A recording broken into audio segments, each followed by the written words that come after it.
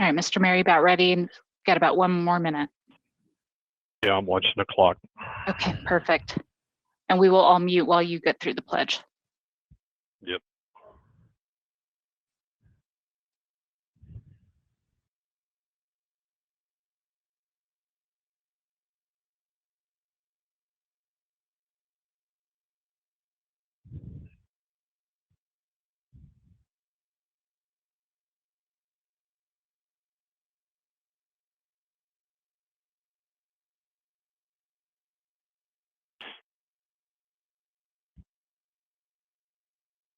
All right, good evening, everyone. I'll welcome you now to the March 30th, 2020 Westminster City Council. At this time, I would ask all of you, if you can, please join us in the Pledge of Allegiance. I pledge allegiance to the flag of the United States of America and to the republic for which it stands, one nation, under God, indivisible, with liberty and justice for all. Ms. Parker, would you please take the roll of council, please? Mayor Atchison. Yes. Councilor DeMott. Present. Mayor Pro Tem Seitz. Present. Councilor Seymour. Present. Councilor Scully. Here. Councilor Smith. Present. And Councilor Bowles. Here. Thank you all, council. We have a somewhat of a short agenda, maybe, but I'd like to turn at this time to Don Tripp, our city manager. And Don, we've got 3 particular legs that we want to try to get through tonight, and I'll ask you to go ahead, between you and staff, to go ahead and start through that process for us. Council will have questions and opportunities for everybody to speak as soon as we get through the 3 presentations. However, if you have questions during the presentations, as we've done before, just let me know through the chat process and we'll call on you. Mayor Pro Tem, members of City Council, good evening. It hasn't been long since we met. We met on Thursday evening. Members of the Westminster community that are listening to us via webcast, we welcome you, and please spread the word. These meetings that we have, we'll have another one on Thursday night where city staff will be presenting the status of our work on COVID-19. You'll hear experts in various fields of service here that I'm sure will make you feel better about the status of your city and our ability to continue service. Tonight, we have some very short presentations. I would say that we're not going to repeat things that we covered on Thursday night. That information, members of the public who may have missed that meeting on Thursday, is on the city's website. You can go to the live chat feed section under City Council, under Government, in the drop-down menus, and you'll be able to find that information. I want to call on Cody Erb for just a second. Cody's an assistant in my office, in the manager's office, and Cody set up a really simple email system that where we collect questions about COVID-19, comments, or any information people would like to provide. Cody, could you give people that address? Absolutely. The address is covid19@cityofwestminster.us. That's COVID19 @cityofwestminster, all one word, .us. Thank you. And the last thing that I'll say, and then most of the rest of the evening will be the staff that are working in these various areas, how proud I am to work for you, Council, and the leadership and support you provided, and how proud I am to work with the 2,000 employees of the city who deliver services to you every day. They're out doing everything they can to make sure you're safe, and we continue to have a community that delivers the service you're accustomed to. We'll kick off. Again, we have 3 staff members presenting, actually 4. In the third section, Larry Dorr will be joined by John Hall. That section, the third section, will relate to financial recovery and economic development.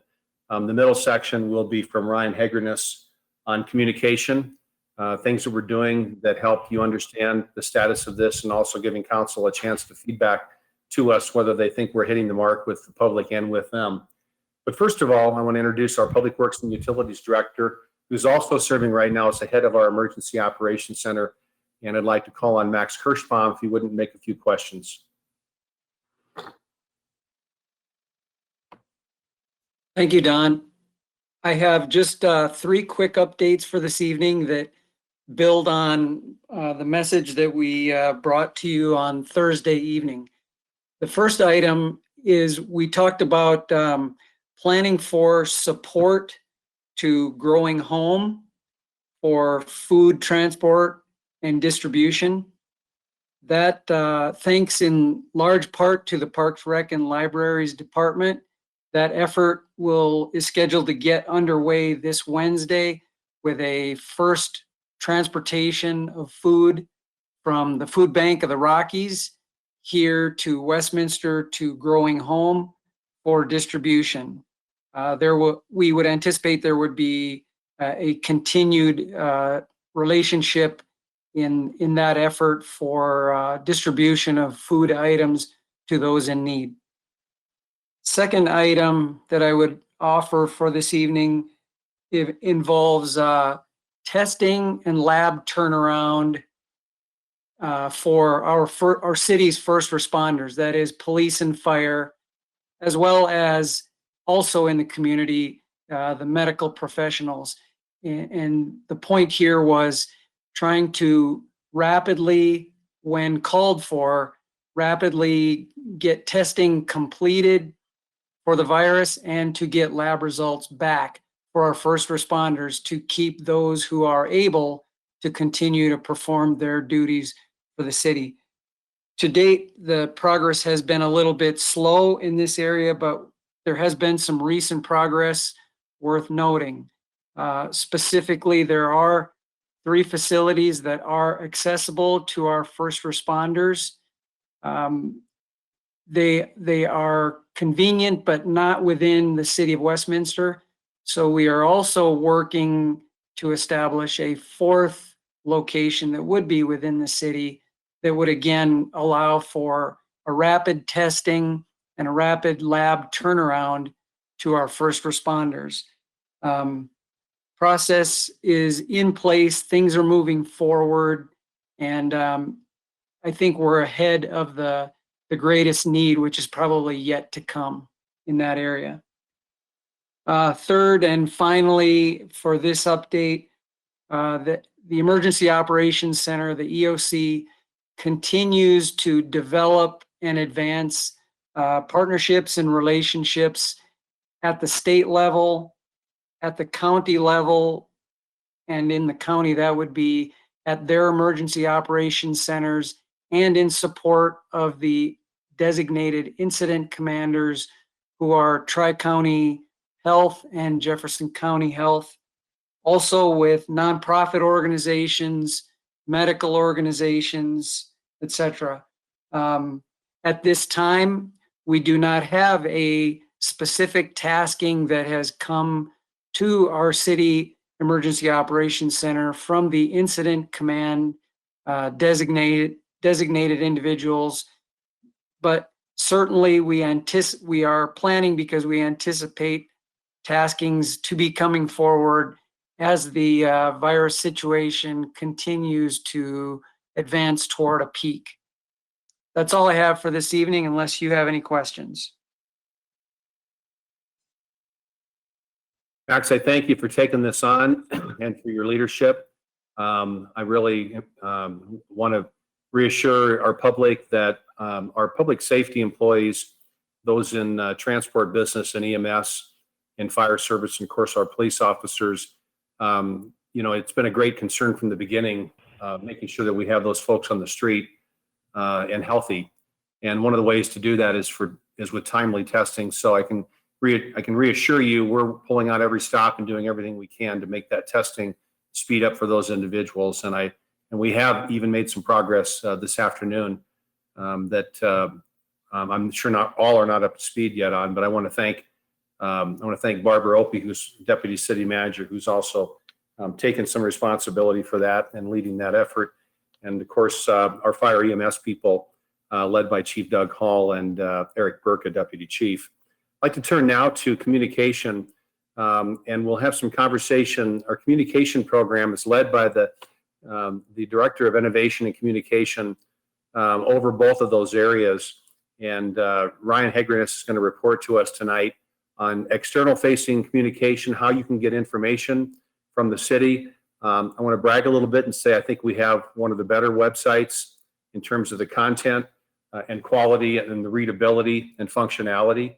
I invite you to go to our website and look for all answers related to COVID, and of course those specific communications and messages you need to understand about your city. And then Ryan will also be talking a little bit about internal communications, which is actually the foundation. Our ability to internally communicate with the many cross functions we have in the organization is extremely important at a time like this, and our ability to talk to our policymakers, our mayor pro tem and city council about decisions that we're making on behalf of the community are important. And that's one of the reasons this meeting is happening tonight, is the council has been adamant about not only keeping informed themselves, but also having the public listen in on that information that's provided. So if you would, Ryan, go ahead and talk about our external and internal communications. Don, can you, Paul, Don, you and Ryan, hang on just a minute, because I have a couple of questions before we move into Ryan's. Mr. DeMott had a question on, I believe it's on testing. If you have that up, Dave, go ahead. Thank you, Mr. Mayor.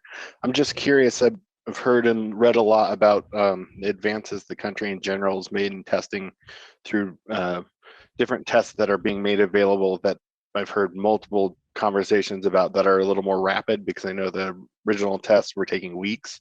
Is that something that we have available to us, or something that we're trying to get available specifically with our first responders so that we can move more quickly? Or can you expand on exactly what you were getting at with the testing and how we're coming at that portion of the issue?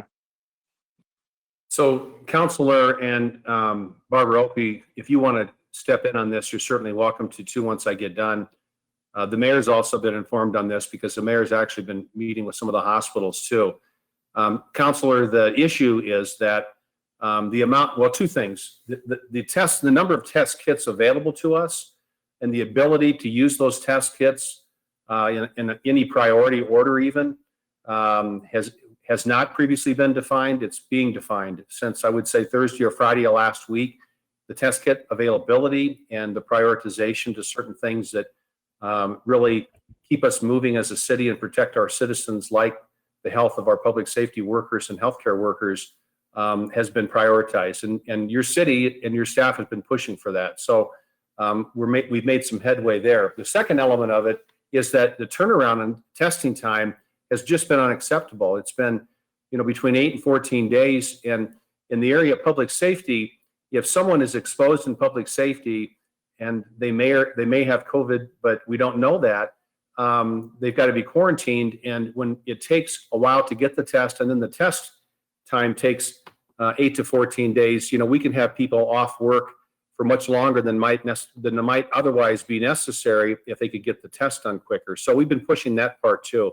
The good news is that technology has created some new testing available across the country. I'm sure we're all reading and seeing the same things.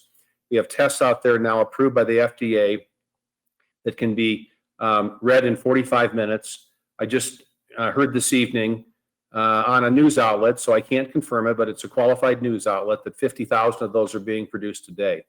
I also heard this morning of a test that now reduces the time to 15 minutes. And those conversations have been confirmed with Barbara and Eric Burke's discussion in the community. So we don't have an answer yet, but we're a lot closer than we were on Friday. And I would tell you, based on what I have heard today, I'm confident that we're going to have an improved situation to test our public safety workers ahead of this curve that we're talking about in mid-April. But we're really pushing for it, Councilor DeMott. Barbara, is there anything that I didn't cover that you want to cover with the council? I think you covered it all, Don. The only thing I would articulate there is that Marty Erickson and Eric Burke, Marty Erickson, Human Resources with our Workers' Comps group, as well as Eric Burke, Deputy Fire Chief, both have been working very diligently on behalf of our public safety personnel to make sure that we are lined up with our workers' compensation clinics, to make sure that they're prepared to pull them in, to do appropriate testing when necessary, and to make sure that they're being cared for as quickly as possible.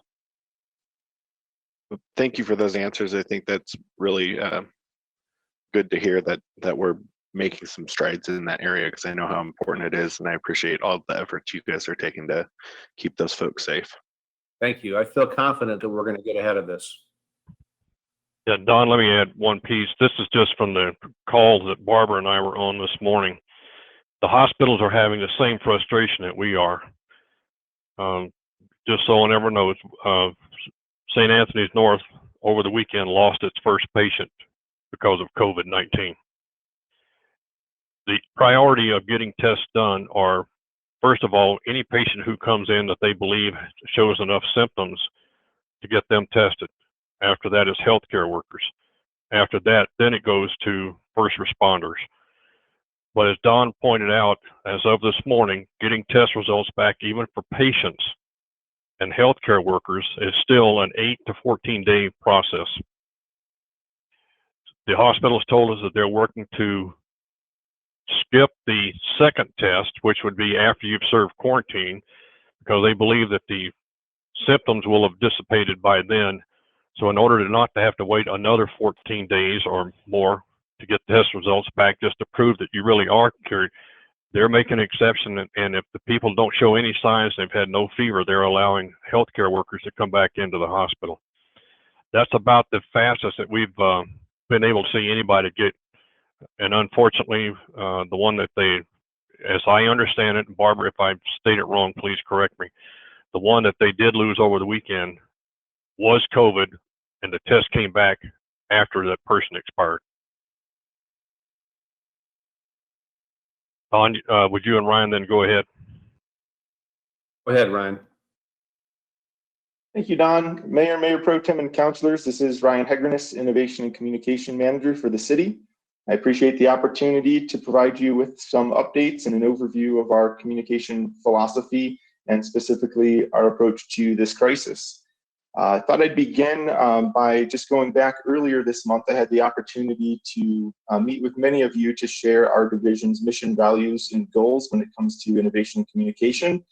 And I thought I'd start in terms of our communication philosophy by highlighting a few bullets from that and talking about how that applies to this crisis.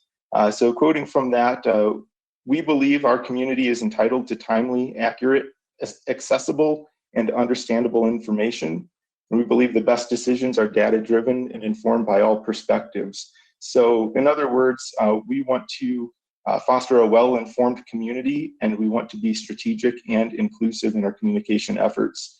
Other information that we shared in terms of how we do what we do as communication professionals is that we are strategic and proactive in our communication. We are seeking to build trust with the public through education and transparent communication.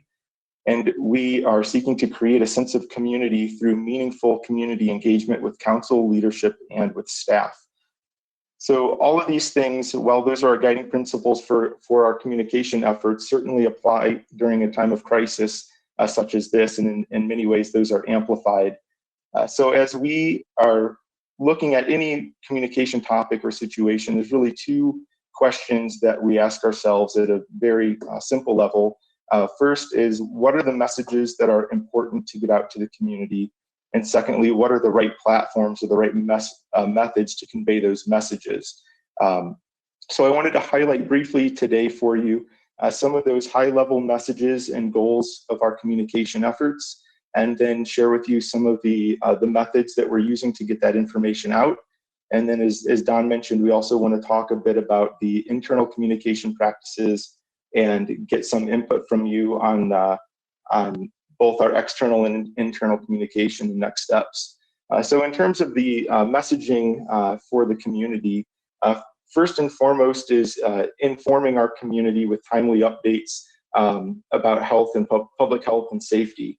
And we actually began that process specific to COVID-19 nearly a month ago with some of our first messaging on public health and hygiene practices. And as you're well aware, we're not alone in that messaging. We have local, state, county, and federal partners that have been consistently reiterating those messages over the last several weeks across the nation and in our community. Secondly, we want to inform the community of impacts to daily life. So either city decisions, county decisions, state decisions, and how those are affecting our community. So an example of that is the city's decision to close facilities. And that was a decision that was made prior to the county and state order. So as soon as a decision like that is made, we want to make sure that we're getting that information out across as many communication channels as possible so that we can keep our community informed.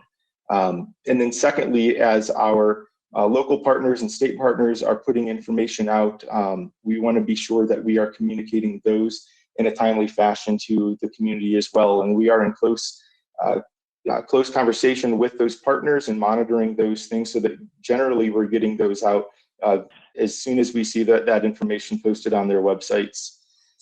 Secondly, when it comes to our messaging, is we're seeking to instill trust in our community through transparent communication about how we as a city are responding to this crisis. And we're doing that through getting our city leadership, our city council, our city management in front of the community through a variety of video blogs, through articles on the website, the letter that the council submitted to the community, and again, using as many platforms as possible to share that information and to reassure our community about our efforts to ensure continuity of essential city services, the safety of our drinking water, and the proactive approach that the city is taking to this crisis.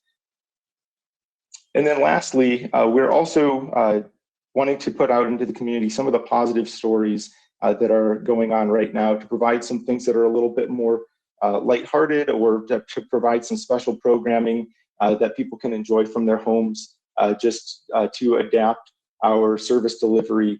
So some of those things, like I mentioned, positive messaging on social media about things that are happening. It could be interesting videos or pictures.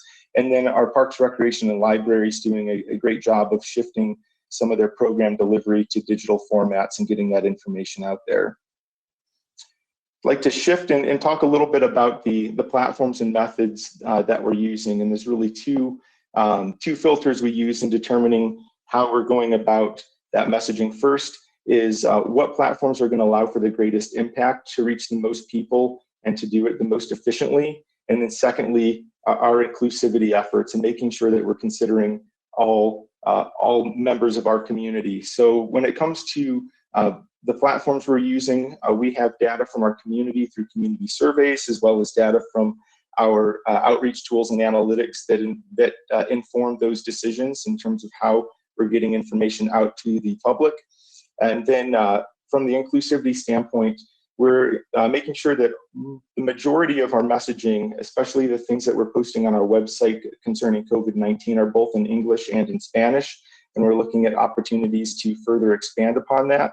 We also recognize that not everyone utilizes digital tools such as social media or checking the city website. And so we are utilizing a number of other platforms, and I believe you received a list of those in a recent email, but I'll just at a high level highlight that we're using email where we have the ability to reach tens of thousands of accounts. We have posters and announcements in our parks and on our facilities that are directing people back to our city website, to the COVID-19 page. We have utilized a telephone system where we were able to call nearly 10,000 landlines in Westminster and direct people to that same webpage for information. We have slides on Channel 8 for cable subscribers with information about COVID-19, about health and hygiene practices, and where they can learn more information. And we're also in close conversation with the Westminster Window, who's put several articles out regarding COVID-19 and city efforts. The other thing I wanted to highlight is, due to the nature of this public health crisis and how quickly things have evolved, we are somewhat limited in our ability to utilize print. So we have a city publication, The Weekly, which was actually scheduled to go to the printer on March 17th. And we were able to hold that back, recognizing that much of the content in that would likely be irrelevant. And so we are now looking now at opportunities we have to retool that and get that information out to our community through mail, because that does go to every household within the city.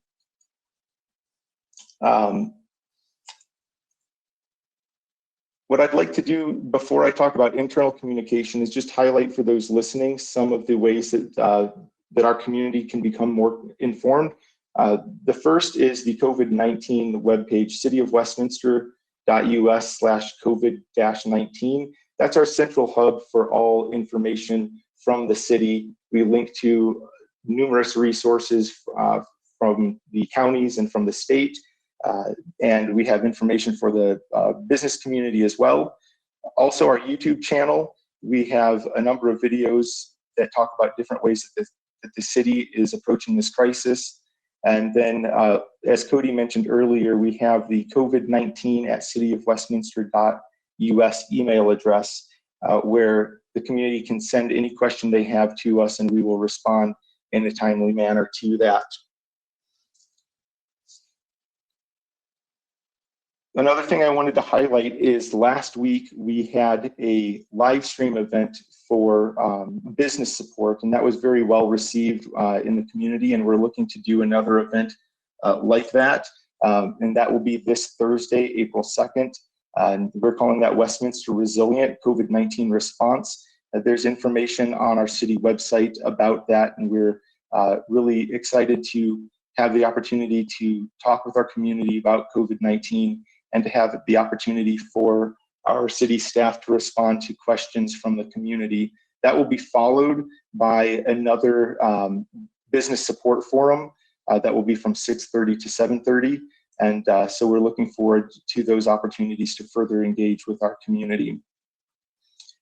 Shifting quickly to internal communication, this is where we are really looking for some input from you, council, on that internal communication. As Don mentioned, that is really imperative that we are doing an effective job of that. So currently we have our staff communicating frequently through our EOC and through the various emergency support functions. Those groups generate daily activity logs that are turned into a daily situation report. And that report is submitted daily to council, along with a daily email that highlights all of the departmental activity from each day. And then the other thing that we do is when there are major notifications going out to the community, we certainly try to inform you as quickly as we can about those before those are out there to provide you with that awareness. So there are two areas that we would love your input. First, as I mentioned, that live stream program with the business community was really well received this past week. And we're looking for opportunities to perhaps do something similar with council if there's interest. And that could look like two different things. That could be a council providing a pre-recorded message, each of you, that could be aired this Thursday during that live stream event, or we can set up a separate live stream event where you would have the opportunity in a similar fashion to engage with the community and to respond to questions. And we could certainly also do both of those. And then secondly, we welcome your input on how we're meeting your expectations, both with our external and internal communication. So with that, I will put this on mute and take any questions or comments from you. Thank you. So there's a lot of information there. I know it's hard because so much comes to us that's new. While you were thinking about the questions that Ryan asked, one was, would you like to do a live stream production like was done last Thursday night with council, where people would be able to call in and ask questions in that format, moderated by Greg? And or would you like to tape something that could be used as a part of the show this Thursday evening? Either or both are possible for you. While you're thinking about how to answer that, of course, Ryan, thank you for asking the council about how we're doing, because I want to make sure that we're hitting the mark with information to council.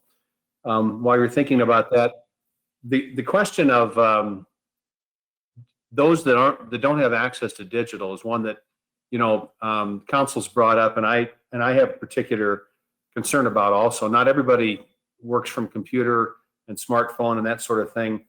The good old-fashioned phone call still works, folks. We have people answering phones. Even though the building is closed, those phones are being forwarded, and we have staff available. So if you'd call 303-658-2400, the basic city number, you'll get a person or you'll get a recorded message and someone will call you back. No matter what that question is, how small it is, how large it is, whatever it is, if it concerns you, do not hesitate to call us and somebody will get back to you shortly and provide an answer to the question you may have. Ryan, I think you'd like to hear now from council, I think, on your questions, right? Absolutely. Hi, everyone. This is Mayor Pro Tem Anita Seitz. Mayor Atchison had to step away momentarily, so I'm just going to help lead the meeting until he can return. We do have a few questions that are already queued up. I believe Councilor Seymour has asked he has a quick question on the Thursday business events. Thank you, Mayor Pro Tem. Yes, just a logistical question for council. Wanted to see if we were going to get the invites on our calendars on that, and if that will be posted shortly on the city website, or how we're pushing that out to our business community. Thank you. Be happy to answer that. We do have the information on that posted to the website that posted today, and we are working to get that out through a variety of communication channels to our business community, as well as the general public, as we'll have elements of that live stream that will be relevant to both audiences. So one of the benefits of the medium that we use there is that they have several million contact points of information. And I think that's why we did as well as we did here a week ago with the business community, because there is a short turnaround on this. But we'd invite you, council, to send it to your channels as well. Wonderful. And for the first part of his question as to will that be added to council's calendar, or perhaps it has already and I've missed it? Yes. Thank you. Our next question is from Councilor Demont. Thank you, Mayor Pro Tem Seitz. I had a handful of things to address the feedback that you talked about. For one, I would be in favor of us participating in those. I think right now it's really important for us to reach out to the business community in our chambers and work with them. I've seen some great things from the Westminster Chamber and North Metro Chamber and the Arvada Chambers. A lot of things going on as we try to support local business in our economies. So I do think I would like to participate in those if there is a possibility. The other things that I was kind of curious about, and also thank you for addressing the people who, I know I had asked the question about folks who don't use the digital media and social media, and I know that we've seen in our citizen surveys, those are kind of some of the lower touch points, it seemed, that people said that's where they got their news for the city. So I'm glad that we're spreading our efforts out. But to the business community and the outreach and stuff, are we working with economic development and the communications team to actually reach out to individual businesses? I've heard of some of our neighboring cities doing that with their economic development folks and probably their outreach teams to see how different businesses are weathering and what questions they have. I know we're providing a lot of content, but kind of to Don's point of sometimes those phone calls, old-fashioned phone call goes a long way. And I know we have a limited amount of resources as we go through things, but I'm curious if there's an effort with that. And also on the other side of that, I would like addressed, would there be some possibility for us to work in these streams to actually maybe have some of the owners of some of the businesses who are able to operate at some level, who are supporting the community, be it food or whatever. I've seen some amazing stories in our business community, and maybe giving them an opportunity to talk directly to the rest of the community about how we could support them, or some efforts that they're doing for some of that feel good story about how important this is for our local economy and our businesses. I could think of a couple different examples of Cocopelli or Frolic, and they're doing different things that they don't typically do to both support the people who work for them and our community. So those would be kind of the things I would ask about. Thank you for the questions. I'm not sure who wants to answer the interaction with the business community and those ideas, and whether or not you want to talk about that now, or as part of it may be part of what John had intended to talk about later. But I do want to go back to Ryan. Ryan, would you please clarify this Thursday night? It has a very specific format to it. There's a 6:30 and then there's a 7:30 format. Could you talk about what exactly those 6:30 and 7:30 formats are on Thursday? Absolutely. So Thursday, from 5:30 to 6:30, we will begin with a presentation on the city's response to COVID-19. And we have our police chiefs, some other department heads, and city leaders talking about how we as a city are addressing that from an operational perspective, and then taking questions from the community and answering those. Again, this is very much operations focused, and we have a 1-hour time slot for that. And then the following hour will be a follow-up on the economic development conversation from the week before, where we'll be working with our economic development staff and some of our other partners to talk about how business owners can access resources that are coming available. So we have pretty defined agendas for those. And so I think in terms of opportunities for council, there's really two. One would be to work in some pre-recorded messages from council into that community-focused event. Again, keeping in mind that that's more of an operational topic. And then secondly, if there's interest from council, we'd be happy to facilitate another live stream event that would be more of a higher level, maybe public policy type of conversation with the community that would feature council as speakers and presenters and engaging with the community in a more robust way if there's interest there. So before we end tonight, we'd like to get some response on that, or have you get back to us in the next day as to what you want to do. You can tape something for Thursday and have it part of the public discussion on operations of the city during COVID, or come back in a week or 10 days probably, with this completely separate live stream, which would have you speaking, making short presentations, a little bit probably like what we did with some of the blogs, subject matter specific, things that are of interest to the community that you could communicate, and then take calls. So we'd like to hear on that, whether it's tonight in the next day. I did get a response from John Haller from Jody that John is queued up to make a presentation that he thinks will answer Councilor Denot's questions. Dave, does that answer your question for the time being? I guess we'll see what we hear later on. Okay. Catherine Scully, please. Yeah, so I don't have any questions. I just wanted to comment that I think having council on Thursday night presenting is a great idea. I love the idea of a pre-recorded, but I think that it's more valuable to see us live and to hear us answering questions live for both for ourselves and for the community as well. That's all I have, Mr. Mayor. Mr. Voles. All right, thank you, ma'am. Mr. Voles.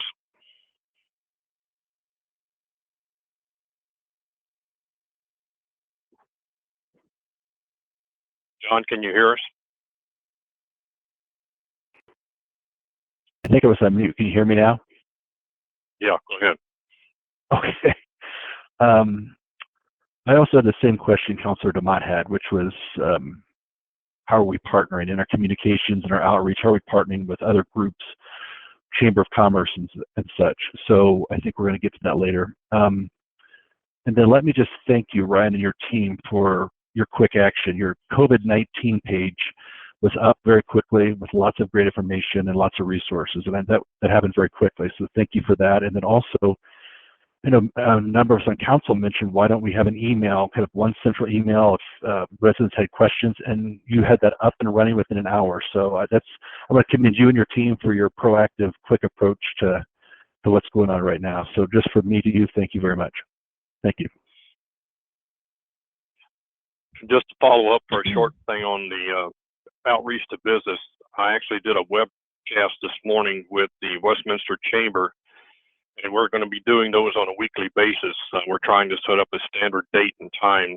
That one lasted somewhere around 20 to 30 minutes this morning, and they're broadcasting it on their website and through their media.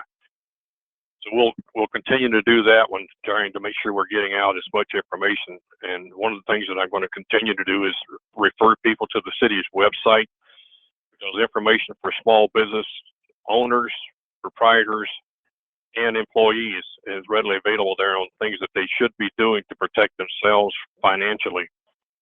And I also gave the links to the presentation made by Greg Moss, and also a couple of others that Juliet asked for. So she's got all those that she's posting on their communications as well.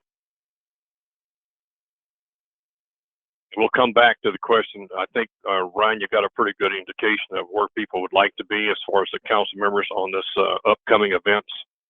So let's try to go from there. Ms. Seitz, you had a question. I do have just a quick question.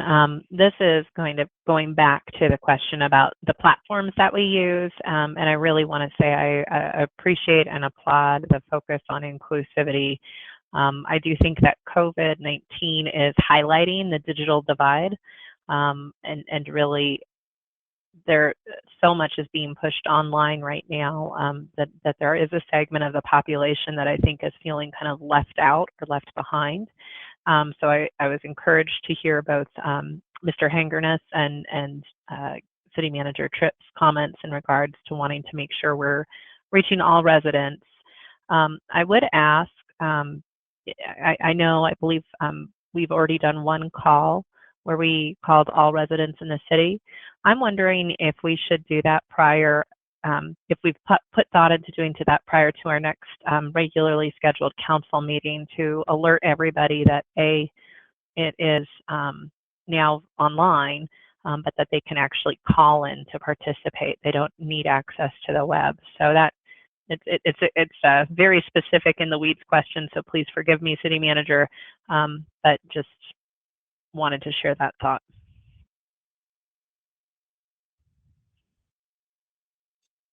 Thank you for that, Councillor Seitz. We have actually been talking about using that call functionality to bring attention to some key upcoming meetings. So I appreciate you bringing that suggestion to us.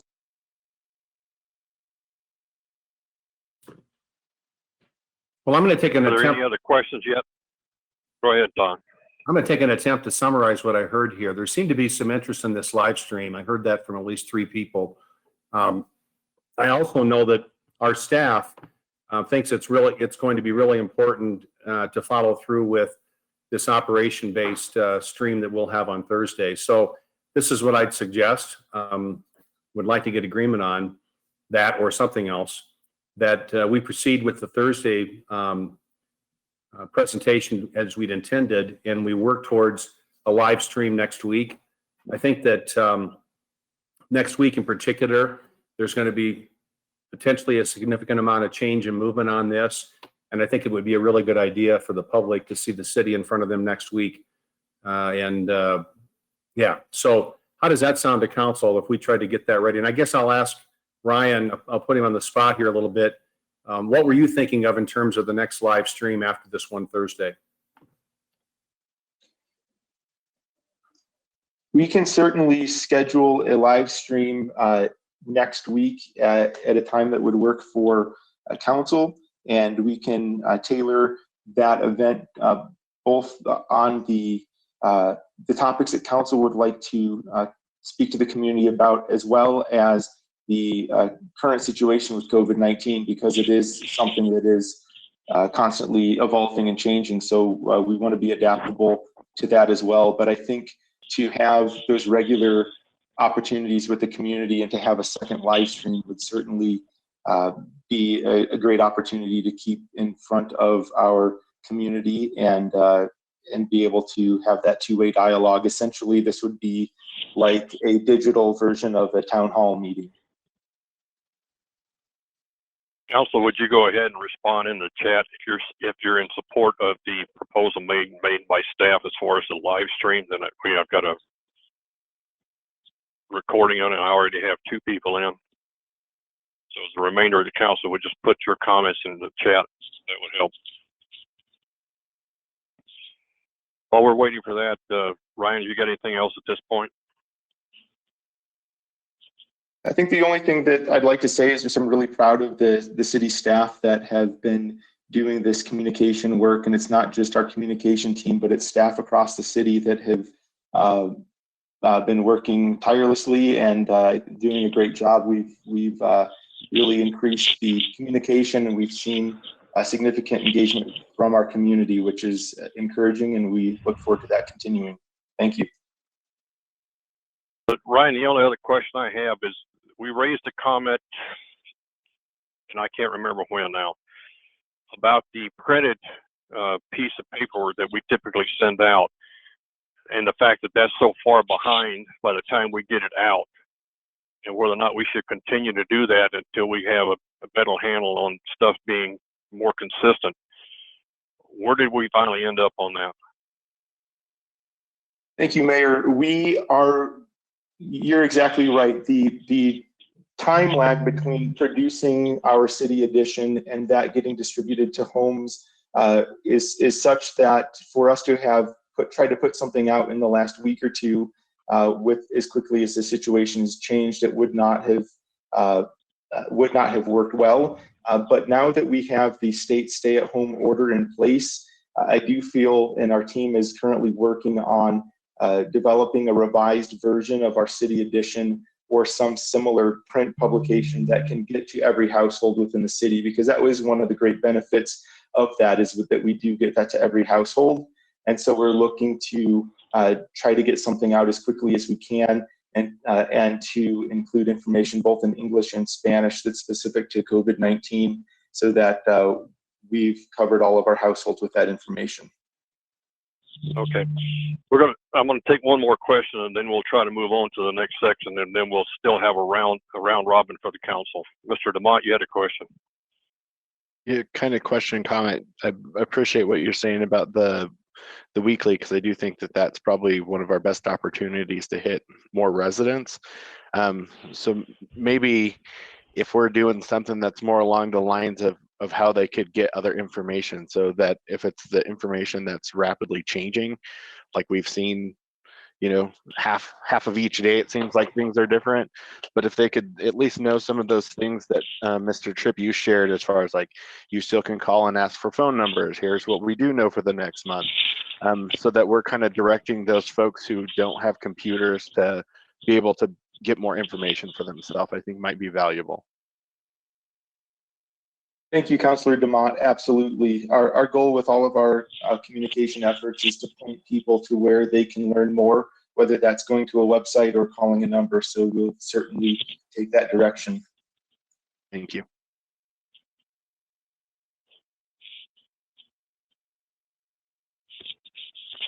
Don, go ahead and move on to the next item. So I'm going to introduce Larry Dorr, who's our Chief Financial Officer and Deputy City Manager, and John Hall, Economic Development Director, to now move us into discussion about the future, about recovery, about how that looks, the most recent information that we have in terms of the impacts on this, and a very specific ask that we have tonight that we think is something that's important for the city to step forward on in terms of the recovery of our city. So Larry and John, would you go ahead and take this? Thank you, Mr. Tripp. Once again, this is Larry Dorr, Chief Financial Officer and Deputy City Manager. Well, Mayor and Council, thank you for the opportunity to talk to you again on this subject of the city's financial position and the economic recovery ahead for our community. Last week, in covering a lot of different micro and macroeconomic items, I talked about the coming federal stimulus, and that's now been passed just since Thursday. Also, the Families First Coronavirus Response Act has been signed into law and is being implemented across the country now. But I also mentioned on Thursday night that in the event there was ever a need for the council to engage in any policy choices and decisions, that I would come back to you for that.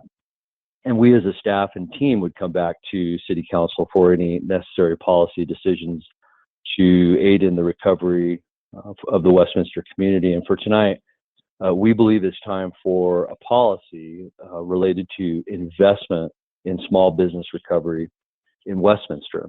And what you might first want to know about that is what's the current state of the city's financial position, and what level of investment in small business recovery might the city be able to afford, and what might be sensible. So, of course, let me just talk a little bit about the income statement and balance sheet of the city and the various factors contributing toward my analysis and opinion on the benefit of investing in small business recovery. So first, you might recall that I spoke last week about Jerome Powell and his view, which I share, and that is that this is not a fundamental systemic problem in the national or global economy, but rather is a short term, and that's a relative expression, interruption in the economy. And so based on that, I see a light at the end of the tunnel and some positive reasons to be optimistic toward the rest of the year ahead. We, as a policy and budget and finance department, as you would imagine, continue to analyze all aspects of the city's income statement and balance sheet. For example, in the area of income, you might recall that last week I talked about the restaurant sector, which is obviously impacted greatly, and we're continuing to analyze that. Of course, some restaurants are open for drive-through, carry-out, delivery, etc., and we're trying to understand what the impacts might be. I also mentioned last week that it's very early to absolutely know what these exact impacts can be, because the sales taxes are always collected a month in arrears, and it will be several weeks before we truly understand the exact impacts. But we're looking very carefully at our sectors. And another sector I'd like to mention tonight that we're continuing to analyze and that we're very pleased about, we have a reason to be bullish on, and that's our grocery and discount retailers segment of the Westminster economy. Just to share a couple stats, this is the largest segment. 27% of our sales tax revenue, which all sales tax revenue represents about 70% of our general fund operating income. 27% of that, though, comes from grocery and discount retailers. And these are all people that we know and visit in the community. And thankfully, we've got such a robust sector here. We have 3 Walmarts in the Westminster community. We've got King Soopers, a number of outlets. We have a Sprouts, Target, our H Mart. We have a Whole Foods, and of course, Costco. And not to be overshadowed, we also have Total Beverage. Each of those companies in their given locations are part of the top 25 sales tax business generating businesses in the Westminster community. So these businesses are not only employing a lot of people in the community, but generating a significant amount of income, which the city uses in order to provide all the essential services throughout the Westminster community. So looking at the income and analyzing our sectors, we're getting a better understanding of that each day, keeping in mind that a lot of these businesses have just been impacted only in the last couple of weeks in terms of government orders from our governor and our county health officials. Also, I just want to let you know that we're beginning our financial statement audit this week with our external financial statement auditors who are visiting the city virtually to express an opinion on the city's financial statements. We will have a carryover as a result of our 2019 financial activities and operations. And for those of you in the public, let me just describe what the carryover means in simple terms. We made estimates in 2019 as a city as to how much revenue we would collect. And we also made estimates as to how many expenses we would have. And the carryover amounts to revenues that are greater than we anticipated or unused expenses or savings. Those two added together equal our carryover. And we'll have more information on that, but that will be a meaningful number that contributes to our favorable income statement and balance sheet. Next up is we're taking a very careful look at our capital projects. City of Westminster has $25 million in cash set aside for capital projects that we're planning to undertake, but have not yet begun. So we're going to analyze those projects and see which ones make the greatest strategic sense to start sooner or later, or perhaps put on hold for a period of time while we have a better chance to analyze these various sectors that I've just described a moment ago. So we have $25 million in cash as a community set aside for these projects with a bit of flexibility as to how and when they're implemented. Next, we have a $9 million reserve. This is our general fund stabilization reserve, and I think that we can anticipate using some of this reserve, but if that's what it's been set aside for, and we're very blessed to have done that during the last economic recession over a decade ago, setting aside this $9 million.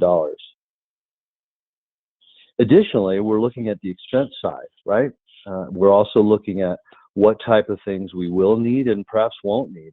We're not anticipating that we'll need to pay for a very large-scale alternate site care facility, such as you might have seen in other states where convention centers and athletic stadiums are being set aside. It doesn't appear as though the City of Westminster might have to pay for one of those very large site care facilities. Rather, that would probably be handled at the state level. However, we do have some small costs that will add up. Clearly, we were hearing from our first responders about personal protective equipment, or PPE. These are all the gowns, gloves, masks, and other things that are necessary to keep those folks safe as they're responding to need calls for service in the community. So we're looking at the income statement, the balance sheet. We're trying to understand the macro and microeconomic activities that will impact and assist the Westminster economy in the coming days, weeks, and months. But as I've taken all of those things together with our team in policy and budget, and in our finance department, and our sales tax revenue division, it's my opinion that City Council has the opportunity, without future draconian changes in our core services and in our traditional services, that it's my opinion that there's a policy to invest in small business recovery in an amount between $1 million and $2 million is economically feasible and will create a return on investment by keeping businesses in business in Westminster in the future, which will in turn generate additional sales and use taxes, which will help the city recover those funds, or at least preserve them toward the future. So again, I see a light at the end of the tunnel. I agree with Federal Reserve Chairman Jerome Powell that this is an interruption in the economy and not a long-term systemic change, and that the policy matter needed and the resources to mitigate this and recover require a policy from council for this small business recovery. So with that, I'd like for Mr. John Hall, the city's economic development department head, to describe what kind of a program like this might look like, and how this investment in small business recovery could be undertaken. Mr. Hall? Thank you, Larry.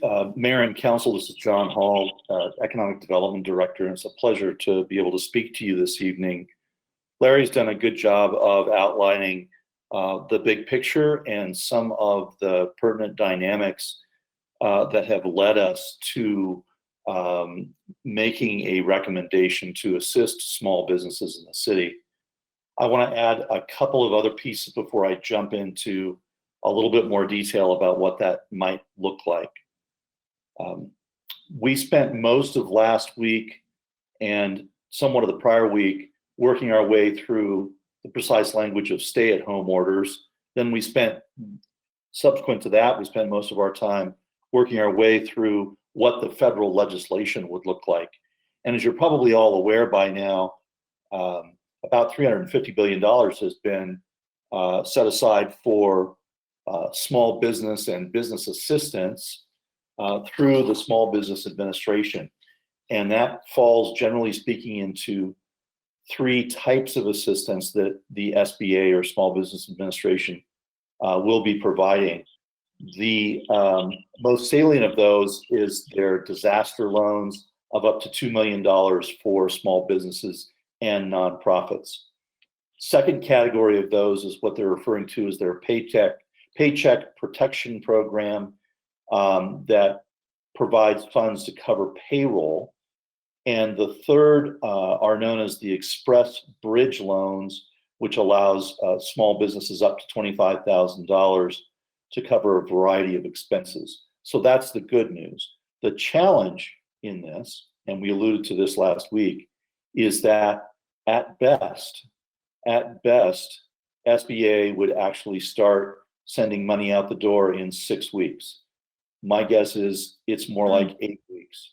So what we're talking about in terms of an assistance program would be designed to provide some funding to help small businesses bridge that period to when federal monies and state distributed through the state actually begin to kick in. In general terms, what we would be talking about is a maximum grant or loan. We're still working through the details to small businesses. Most of you have probably seen that Denver has elected to generate a maximum amount to each business of about $7,500. As an order of magnitude, $7,500 maximum. If you had $1 million program, you would reach about 133 businesses if everyone took the maximum. So what we will be bringing forward is a program that will recommend an amount of assistance to specific types of businesses. I'm going to suggest we start with restaurants and bars, since they were the most, they were affected the earliest in this process, and because they drive so much of our retail sales tax revenue. In addition, we're going to have to develop specific criteria by which we determine how the funds will be distributed and what the funds can be used for. If you look at the variety of other programs that will be coming online, our preliminary recommendation would be that those funds go toward rental expenses for small businesses to help them to keep the doors open, or at least keep them solvent over the next 30 to 60 day period. So I'm happy to answer questions about that program or about our recommendations. You will be seeing a written recommendation in the form of both a memo to council and a program outline. We anticipate having a draft of that prepared by Wednesday, and then would be prepared to bring that forward very quickly at council's discretion and pending further discussion this evening. So there are a number of other things. I've been taking some notes this evening as you all have been talking. There are a number of questions that were asked. I can address those now, or we can stop. You can ask me questions about small business assistance in the city. But I really leave that to council's discretion, Mayor. John, let's respond to some questions that are just coming in. Catherine Scully, if you would, please. Thank you so much for that presentation. That was really good to hear. I'm very relieved that the city is going to take this step, with our approval, of course, to help fund some of this, offset some of this cost to our businesses. You know, they drive our economics and they keep us in business as well. And I want to make sure they're safe and they have a livelihood when all this does pass. My question is how would they apply for this, and how will they be notified of this? And I know that you're probably working on that in the next 2 days, but I was wondering if you had any thoughts on that at this time. Thank you, Councilor. We are still working on it, in fact, and we would use probably 3 notification mechanisms. Obviously, we would post it on our webpage. We would also conduct a blast email to make sure that businesses are aware of the assistance.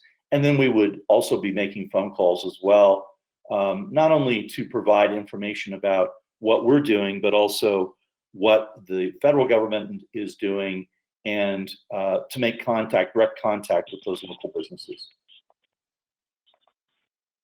Thank you very much. That's the only question I had, Mr. Mayor. Thank you. All right, Mr. Demont.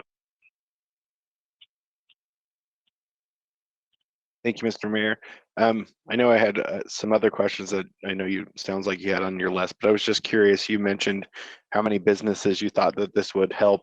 Maybe you said this number and I missed it, but do we know out of those demographics that you mentioned that we're hoping to help the most, how many of those businesses do we have? So just trying to gauge like what percent this would actually cover and be able to help.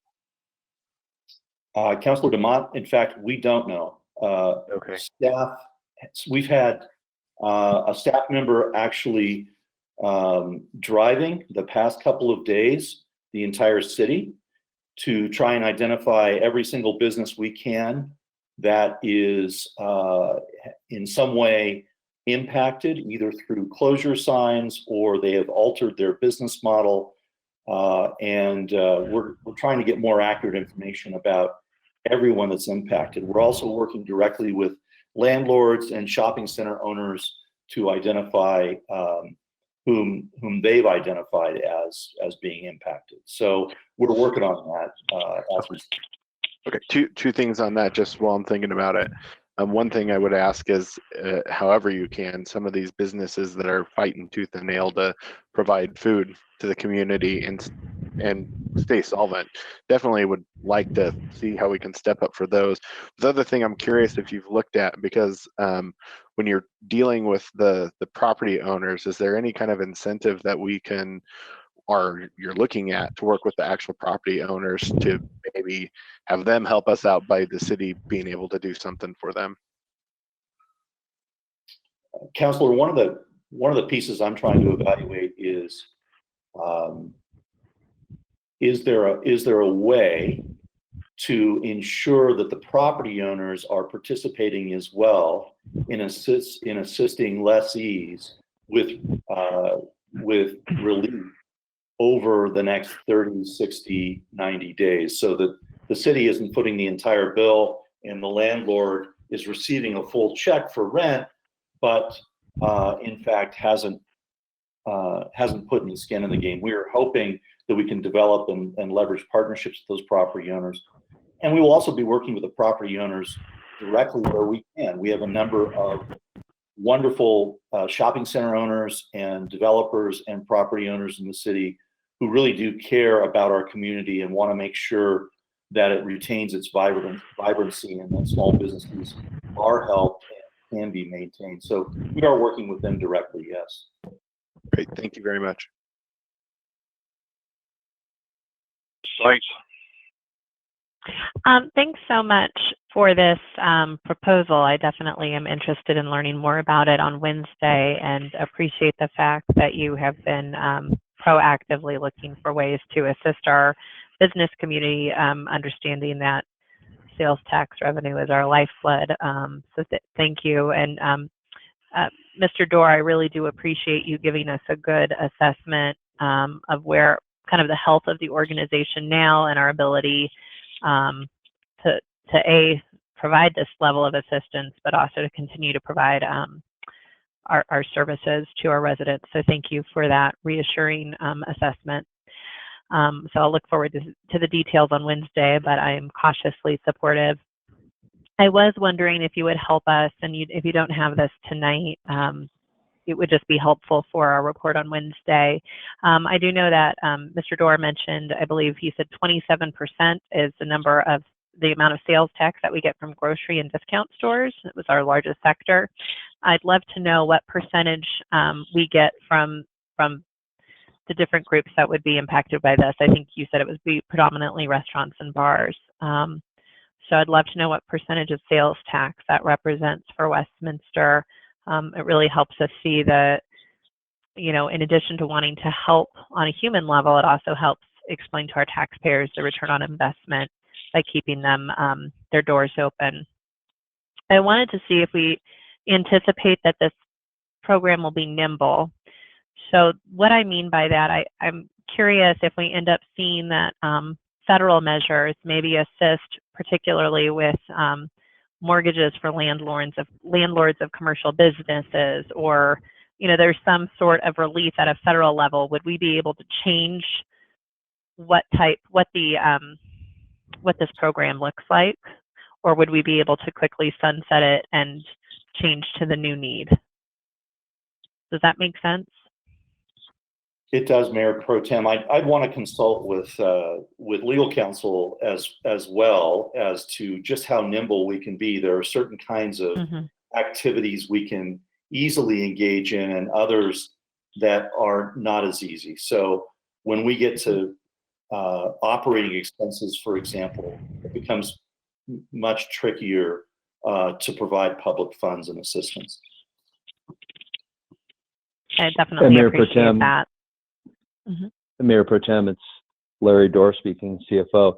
Yes, I can tell you that the restaurant and bar sector amounts to 15% of the sales tax revenue to the city of Westminster. And do you know that that comprises fast food chain restaurants, coffee shops, all the way up through sit-down type restaurants and bars of different types and mixes in there. So yes, 15% of the sales tax base.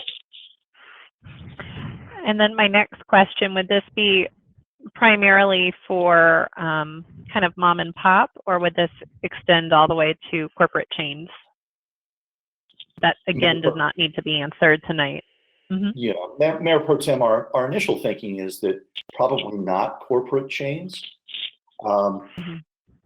Certainly independent stores. I think a question mark in the middle would be franchise operations, where local individuals have invested a great deal of money in a business that otherwise has a national name brand, but may be struggling to keep that franchise open. I'd say that's something we're still contemplating exactly where that boundary lies. Okay. Well, thank you very much. I have to, I guess I just want to forecast my desire to have, if there's a program, something where everybody is sharing it. And I liked the comments that Mr. Hall made in regards to, offering this where the property owners are also working with us. That seems reasonable, a reasonable ask. So, but thank you so much. Mr. Voles? Yeah, thank you, Mr. Mayor. And thank you, Mr. Hall and Mr. Dorr, for this presentation. I appreciate it very much. I'm also cautiously supportive, but I do want to see more details on the return investment. I think that would be very important while we review this project or this proposal. And then I have a question. Are there any of our neighboring cities, I know you mentioned Denver, are there any of our neighboring cities who are already doing something like this or contemplating a similar program? Councilor Volz, yes. Denver, Inglewood, Wheat Ridge. I was on the phone today with Centennial, with Arvada. I'd say some of them already have them in place. Some of them are moving this week to put them in place, and some of them are still evaluating whether or not this is something that they want to do. Very good. Thank you. I appreciate it, guys. Smith, if you would, please. Thank you, Mr. Mayor.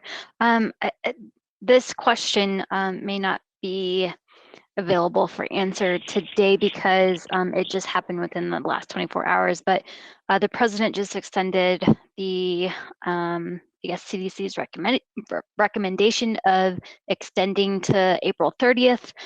Does that have any effect or impacts on how we are rolling out our proposals and deadlines for any of our small businesses and what we're trying to accomplish in the city? Councilor, I can give you a framework for thinking about it. So on the public health side, you have been receiving regular reports about the number of individuals who have become ill, confirmed cases, unfortunately deaths resulting from the virus. On the economic assistance side, we're really looking at the impacts that are generated from the public health response. That is, we decided to implement a stay-at-home order, and when I say we, the state and the region. And when we did that, we made certain decisions about how long that stay-at-home order would last. The way I look at this assistance program, the amount of resources that would be dedicated to it, that is the amount of need that is out there is directly related to how long the order remains in place. So if this were a 30-day order, I would make one set of recommendations with respect to the approach and the dollars, the amount of dollars that we use.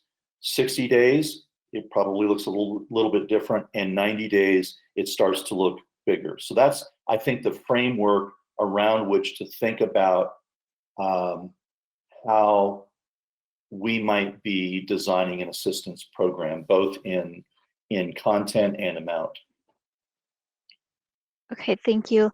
My other question is that I know the city, well, your department, economic development, and the Westminster Chamber also did an impact survey on our businesses in the city.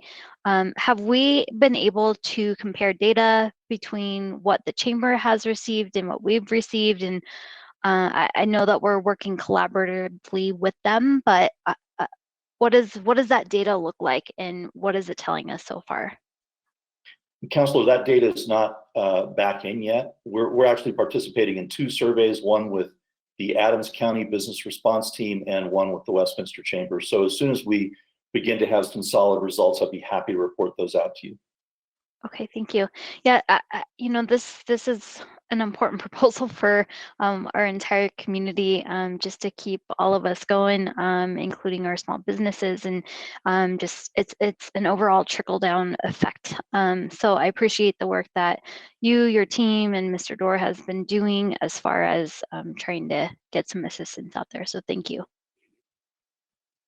Mayor, this is John Hall again. I'd like to back up and answer some of the questions that Councilors DeMott and Volz asked earlier, if I may. Go ahead. So Councilor DeMott, you asked about business outreach, in particular about phone calls. And I'm pleased to be able to say that we are partnering with the Westminster Chamber. So we will have Westminster city staff and Westminster Chamber volunteers conducting care calls, is what we're referring to them as. We'll be calling businesses. We're hoping to get 15 to 20 staff people to participate in this phone calling campaign. Pleased to tell you, we've been able to partner with Parks, Rec, and Libraries to generate some of those staff members, also with community development, and of course, economic development staff will be participating as well. So if you have a follow-up question, I'd be happy to answer it. That's good. I'm glad to hear that that's how we're handling it. I don't know if you caught the other question, but I was curious about working with the communication team to talk to some of these businesses who have been fighting through this, to kind of let people know what they're doing and how maybe they could support them when we do all these different live streams. And I know some of them are more pointed to the point made when I brought that up earlier, that maybe they're not appropriate, but it does sound like, you know, we're going to continue to do some of these. So I would like to find a way that we could help highlight some of these businesses that are able to maintain and provide services to the community. Thank you, Councilor. And I'm not, just so I know I'm not completely slipping, I did take some notes. I started writing things down now. So yes, we have a couple of options. I think we always look for opportunities to highlight our businesses and their activities. So certainly we can look at it as part of a live stream. In the interim, we do have a COVID business blog on our economic development webpage, where we would be happy to include some of these stories. That would be excellent. Thank you very much. And Councilor Volz, you had asked about partnerships, in particular with the Westminster Chamber. Of course, the mayor mentioned the webcast he did today, and that those will be weekly. We are holding weekly meetings with the chambers around strategies to engage our local businesses and provide outreach to them. And then they will be a part of the Thursday night live stream. I believe that we have reached out and asked the Westminster Chamber to be a part of that live stream. So from my perspective, we're doing everything we can to utilize our local partners and work with them in the service of our business community. Yeah, that's very good. Thank you, Mr. Hall. I appreciate all your work on that. Very good. Thank you. Did you have another one, Mr. Hall? Those are the questions that I had, although I see an additional question from Councilor Smith regarding the timelines for data from the surveys we're currently conducting. I'll have to get back to you on that. I'd like to at least make contact with Adams County and with the Westminster Chamber to make sure I'm not speaking out of terms, but I can get that information to you. Okay, thank you. Ms. Seitz, you had another question. Yeah, it's kind of a question and more of an offer to Mr. Hall. I know you said Parks and Rec is helping you with the business surveys, but I'm sure if you wanted any members of council to help make those calls, you'd have a few willing volunteers. So please don't hesitate to reach out to us. And I think it might make people feel really valued if they had a member of their city council call them and be willing to go through the surveys with them. Thank you, Mayor Pro Tem. Thank you. All right, Mr. Tripp, do you have anything else? I really don't. Those are the three areas we had to cover, and I'm really happy with what we had to report to you. I just feel like we have pretty good information right now that provides me with some optimism, and I like the light at the end of the tunnel metaphor by Larry. I think we do have that, and it comes from having deep reserves. Not only do we have the $9 million reserve that is specifically set aside, we have another $14 million in reserves for emergencies in the general fund. So we're in good enough shape that your CFO is confident, and I'm confident in what he's told me as well, in telling you that we've got money to do some things to help people and help this economy. All right, thanks, Don. At this point, I'm going to start around through the council. I'm just going to go in alphabetical order.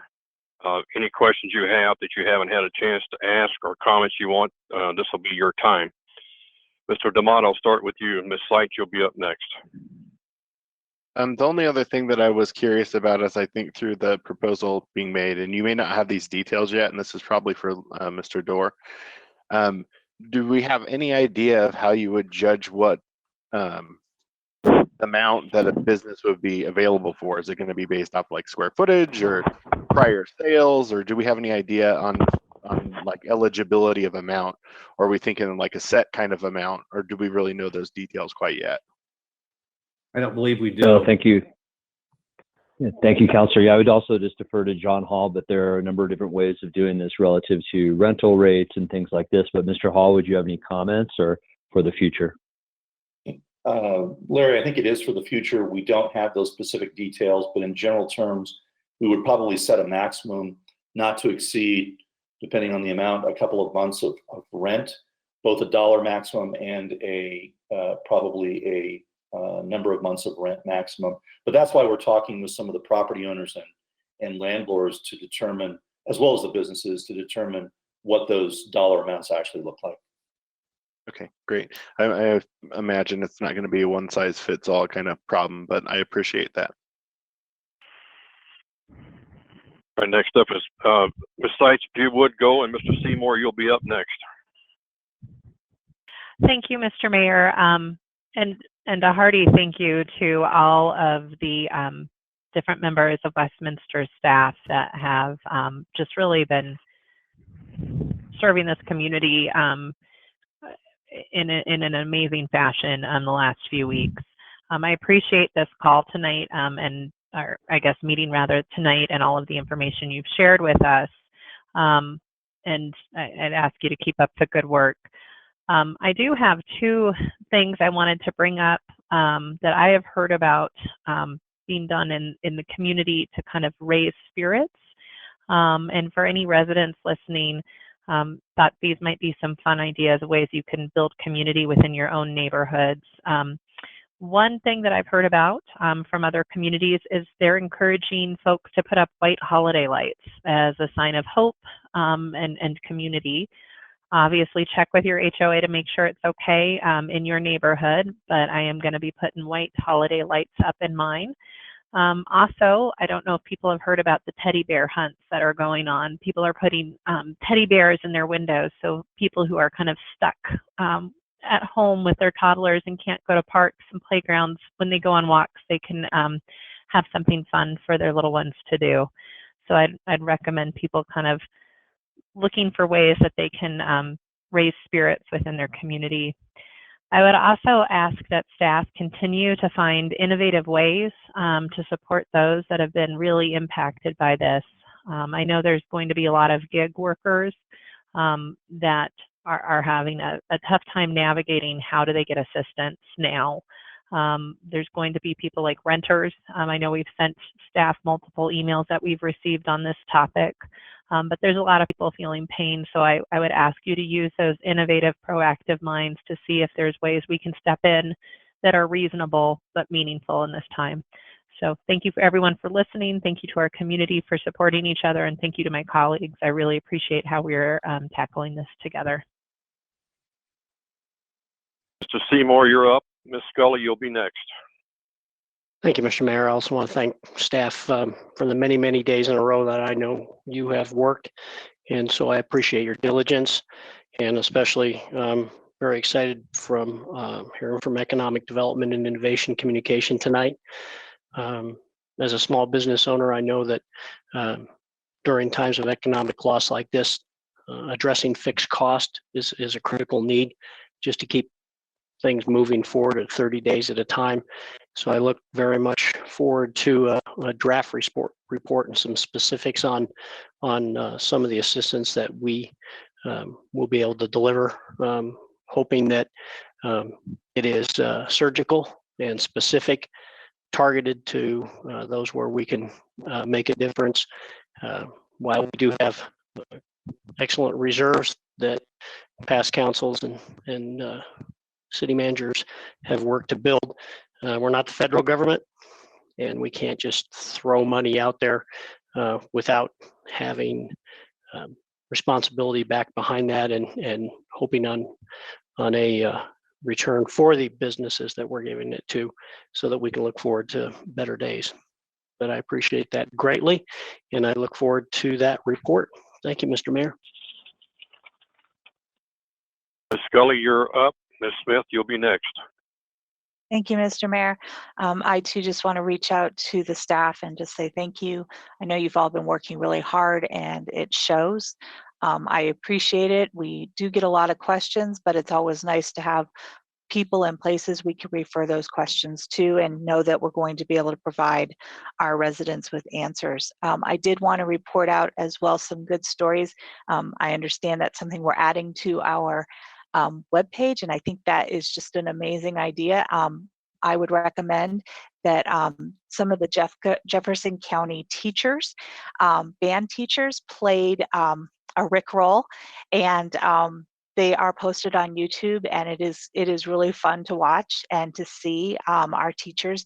And they will be doing another one with the choir teachers in the coming days. And then a big shout out to our Sheridan Green teachers who drove through the neighborhood today, honking and waving at the kids from afar. Brings tears to my eyes, just to sadness, knowing that our students can't be in school right now, but knowing that our teachers just love and care for them so much, it just means the world.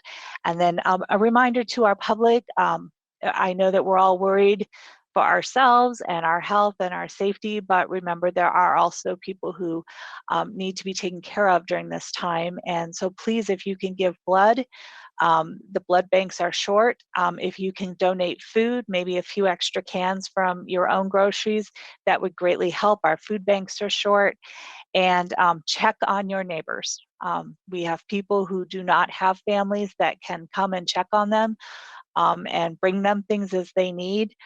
So please reach out to your neighbors. This is our time to reach out and offer to maybe drop some groceries on their porch, or just text them during the day and give them a hello and how are you doing, and let them know that they're being thought of and cared for, and that there are people out there who want to help. That's all I have for tonight.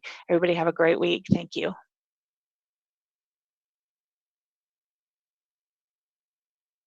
Ms. Smith, if you would, Mr. Bowles, you're up next. Thank you, Mr. Mayor. Just echoing what all of my colleagues have said. So thank you to staff and first responders, our nurses, grocery store workers, everyone who is trying to get through this, which is all of us. So just echoing and sending a shout out to all of us for sticking together and trying to be a united front. I do have one follow-up question, and it pertains to Chief Carlson. And just going into, since I'm still reporting to work, so I had to listen to the radio today going in. So there was multiple stories going around about the email that you had sent us about false checkpoints. So if you could talk to our residents about what Westy's doing.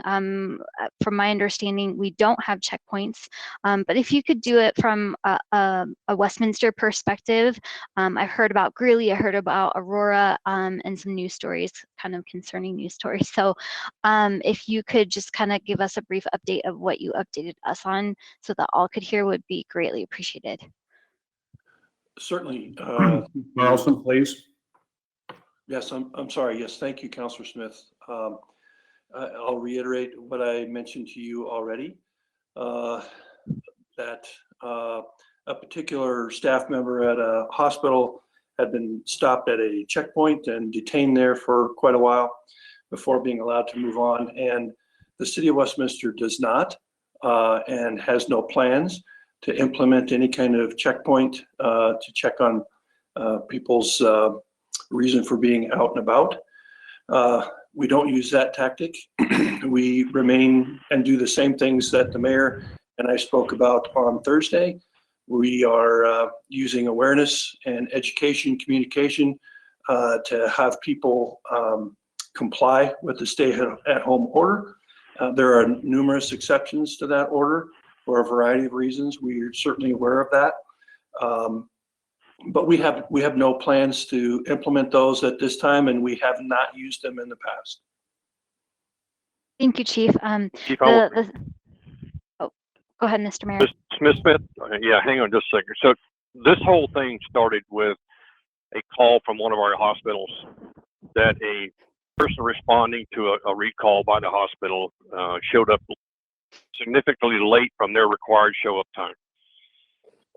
Between Chief Carlson and myself, we have been touching base with every municipality on this north end. We are unable to confirm that anybody on the north end has been running any kind of a checkpoint. We also can't find any information, as we went back to the hospital that asked us about it from the individual, that they would tell us where this happened or what time. We have reports from around the area, in the metro area specifically, where some unmarked impersonators have been pulling people over. And what we're trying to tell anyone who does this, and the Chief Carlson has done this as well, is that if you're pulled over and you have a suspicion that this is not a real person or a real police officer, call 911. And somebody has got their phone off of mute and you're making a lot of background noise. So if you can check to see if you're on mute, please. But the big part of this, and this has happened, we know of at least 3 incidents in the north end of the metro area where an unmarked car was an impersonator pulled somebody over. Those police departments are trying to investigate and locate those individuals. Chief, if you had any update, I've had no update from any of the mayors that they've been able to identify or apprehend anybody at this point. I have no other update on that, Mr. Mayor, and nothing to add to that. And we have not had any of those incidents in the City of Westminster. That would be the only thing I would add. Again, if you're pulled over and you have any suspicion, so this is to the general public, dial 911. They will confirm whether or not an officer has a stop on the record in your location. If they say that they don't, then my recommendation, and I'll ask the chief whether or not this is appropriate, drive to the nearest police station from wherever you're at if that occurs and you can't identify that a real law enforcement agent has you pulled over. Yes, thank you, Mr. Mayor. I think that's a tough situation for anybody to be in. Obviously, you're advised to call 911 as appropriate. Slowly drive to a lighted place where there's other people. You can remain in your car, stay on 911 until you get confirmation of what's happening. Ms. Smith, does that answer your question then?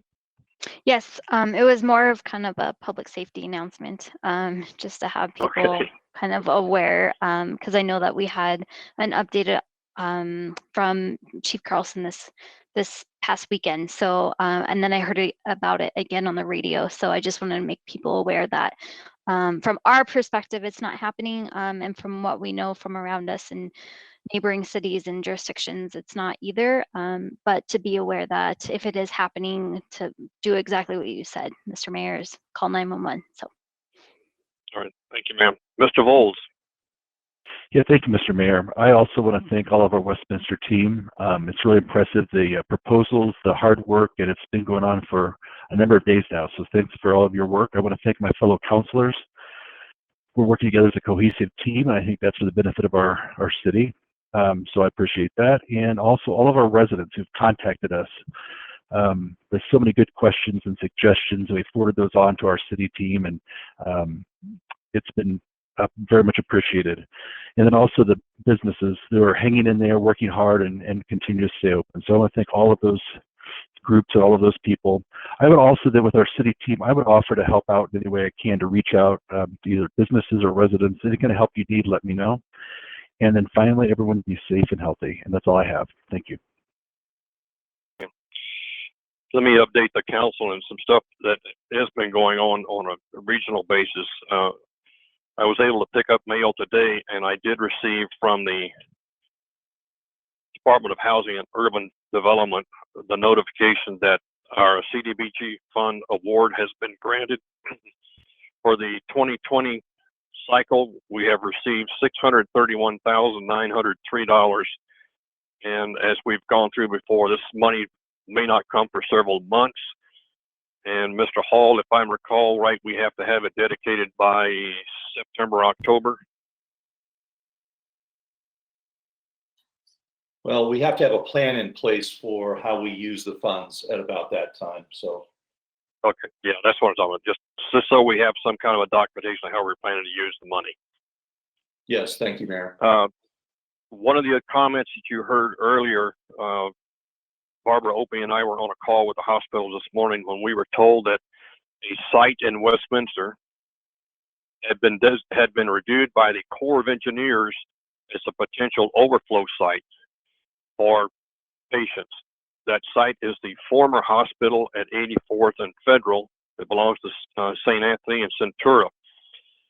However, I heard about it again on a regional mayor's call this afternoon, and it was unfortunate, but the Corps of Engineers never contacted the city of Westminster about them being here interviewing or reviewing the sites.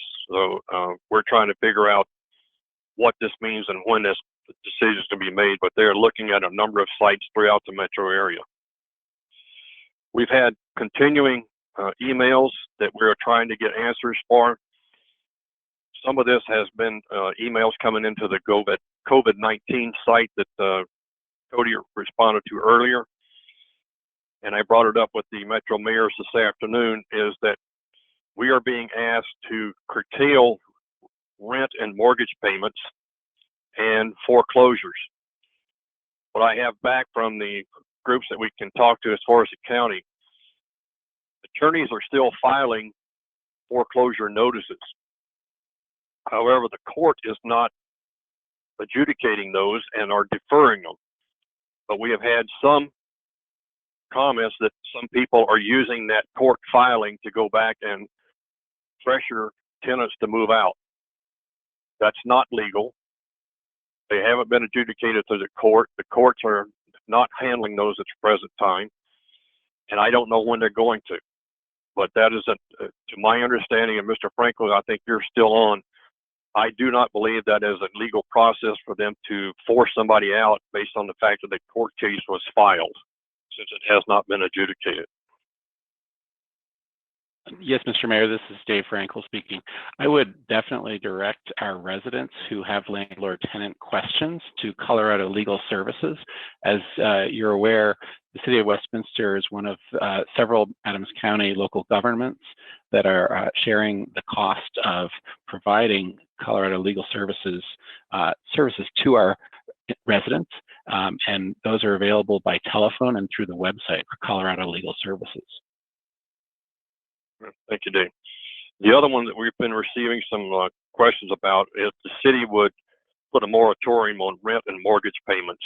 The city doesn't have that authority, and we're trying to respond back to those people who've sent it as well. We have seen an uptick in issues coming into the police department about idling cars, the fact that the police department uses unmarked cars for traffic work, nuisance neighbors, the comments that we've talked about earlier on checkpoints. Chief Carlson and the communication team are trying to answer these emails as fast as they can, but also when people are writing in that they've called in, as such as an idling car, being out in front of their area too long, the police department will get to those kind of calls, but they will take priority as they come in, and the chief and his team will make the decision on what the priorities are for public safety. We've also been asked about whether or not we would individually, as the city, make a designation of a business that's called in and said we'd like to be designated as an essential business. The city also does not have that authority. There are requirements that have to be met. There's a process that has to go through, and that has to go through the county all the way to CDPHE, Colorado Department of Public Health and Environment. They are the ones at the state level that will make the final decisions. Cities are not making those decisions. So I hope that those who are asking to have my business designated as essential understand that that's not a decision that the city makes. And we've had everything from toy manufacturers to hobby shops to hairdressers. My response back is that is not a decision. It has to go through another process, and that's not through us. I want to go back to CDBG funds for just a minute. One of the things that I asked on the call this afternoon, and we're asking people to look into it, is how much flexibility do we have in the ability to use CDBG funds to take care of some of our shortfalls to aid our businesses? That question is under review right now. We've got calls in to the people who control that, not only at HUD here in Denver, but we've asked our two senators, along with the governor, on a call last week to tell us, once they have determined when the support bill comes out, not only to funnel that money to the cities and counties through CDBG, but to give us as much latitude in how we can do this to help our residents and our small businesses get back on track by using those funds.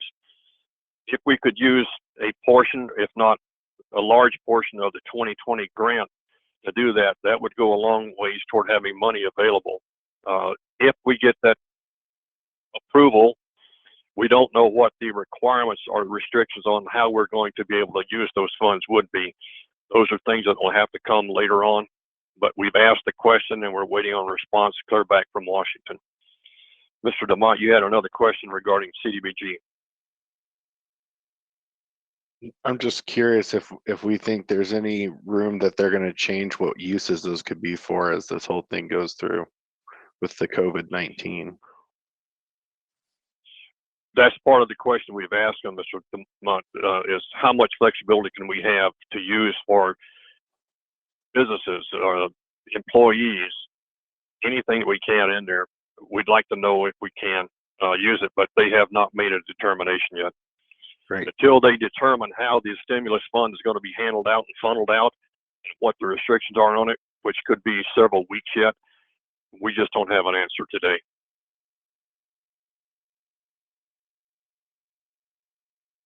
Ms. Seitz, did you have another question? I apologize. I was trying to do it in chat form just to highlight it for staff for the future. But in addition to what Councilor DeMont brought up, which I think is a great question or suggestion, it would be nice maybe expanding that question from just business, not just business, from business to also perhaps rent for people if they are experiencing a COVID-19 related job loss, proven. So. All right, Council, thank you very much. I think we've gone through the whole group. Mr. Tripp, have you got anything that you'd like to wrap up with? No, the only thing that I would like to say is that 4 weeks ago today, we weren't talking about much of this, if any of this. And I just want to point out that I think that Westminster and the Front Range in Colorado have responded remarkably well to this. I'm very optimistic about the way this looks at the back end.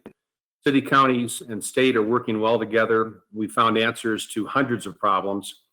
We're continuing to deliver services, and I'm very confident that that will continue, and I'm not concerned about that. And we're addressing many issues before they even are in front of us. I think tonight's illustration of already being into recovery mode, where we're able to offer you some policy options already, is pretty remarkable. I want to close it though by expressing our sympathies to families who have people who are afflicted with this, and in a personal way, and let you know that we're with you, and we're going to do everything we can to provide support and help to you. But I want to applaud our greater community and have people understand that we are very optimistic about getting beyond this and being able to keep people, many people, safe and healthy.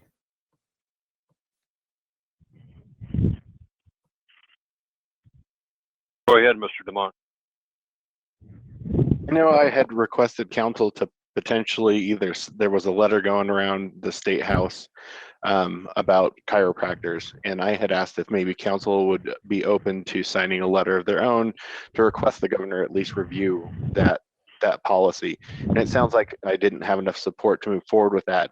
But one of the things that was painfully clear, not just in our own group, but I've even seen one of our state house reps saying, oh, well, they can work. And it seems like there is not good clarity for that particular industry of chiropractors, which I would add the reason I think it's so important, especially with people working at home and conditions that aren't really set up right as far as ergonomics.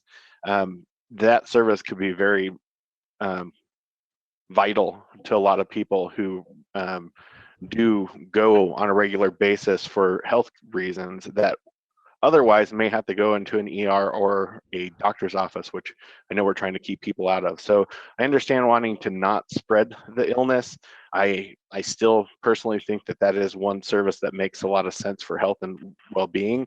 But one of the things that's just not clear is when they can and can't operate. And I know there was some information sent around about that today.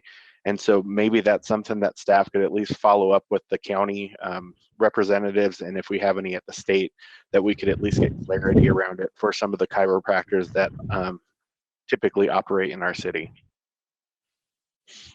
Mr. DeMont, I would ask you to talk to the chiropractor that you were referring to and ask him to call his association. As I understand from the information I provided to all of you, the association that represents them has not asked for any other clarification on that. I can do that certainly, but like the letter that I sent you that was actually from the state, they were all told to stop operating, and I've talked to multiple chiropractors who got that same communication from the state. So I certainly will do that, Mr. Mayor, but if we could check with Tri-County and Jefferson County about some clarification, that would be greatly appreciated. Okay, thank you much. Anything else good for the order? In the event that the rumor starts, which it probably has already, I know that the president made a comment about possibly extending the distancing till April the 30th.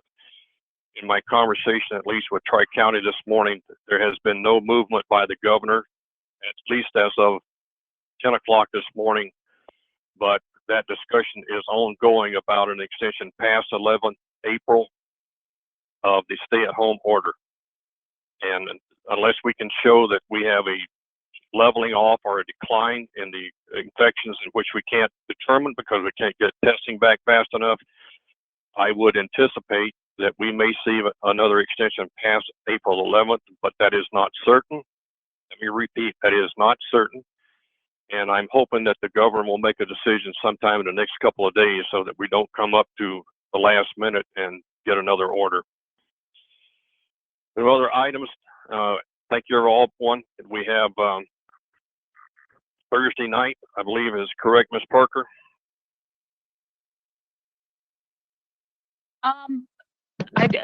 To my knowledge, sir, we haven't called another one for a special meeting, but I believe there's a streaming live event that will be happening. If City Manager Tripp may have some details about that. Okay. Otherwise, we'll have a regular council meeting next Monday. Is that correct, Mr. Tripp? It is.